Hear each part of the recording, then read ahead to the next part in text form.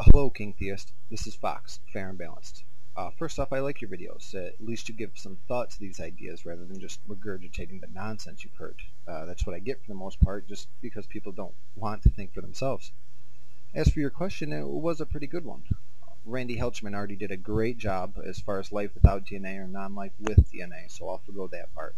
I actually wanted to talk to you more so about the logic of DNA even being a signature in the first place. Now, when you started, I knew right away that's the point that you were trying to make, and I have to say it is better than some of the arguments I've heard, but it's still not really thinking it through. DNA can't be a signature. DNA is different on every single living being. So if we were accepting creation, I'm not obviously, but if we were, and if we were accepting that DNA were a signature, that would logically mean that every single living thing was created by a different creator who left a different signature. The complexity of DNA is exactly what makes it invalid as a signature. A signature should be the same on everything. So the fact that every living being has different DNA invalidates the idea that it's the same in every living being or a signature. Every individual strand is a different example of the same overall archetype. In the case of diamonds that you brought up, DNA would be considered your generic crystalline structures. Each individual life form would be a different type of structure, but they'd still be coming from DNA. One would be a diamond, a crystal, etc. Only life, trillions more possibilities. Now, as for the science of it, you had some questions regarding that, as far as how it's actually possible to evolve.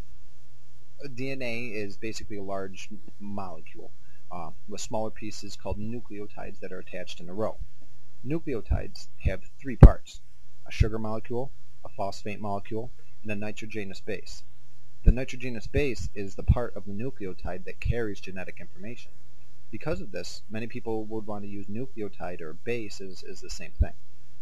The bases found in DNA come in four varieties: adenine, cytosine, guanine, and thymine, abbreviated as A, C, G, and T. They're the letters of the genetic alphabet. Current research is pointing towards RNA as being the precursor to DNA, that DNA evolved from it, and that such structures can exist because of hydrogen bonding, ionic bonding, and the van der Waals interactions, which is it's a theory on molecular bonding. There's no definite explanation on how exactly they evolved, but it seems very possibly true, and hopefully we'll have a better understanding soon. But just because it's complex does not automatically mean it cannot happen naturally. And it does not mean that it's entirely random. Yes, they are random mutations, but also the entirely non-random process of natural selection. They work together to cause evolution.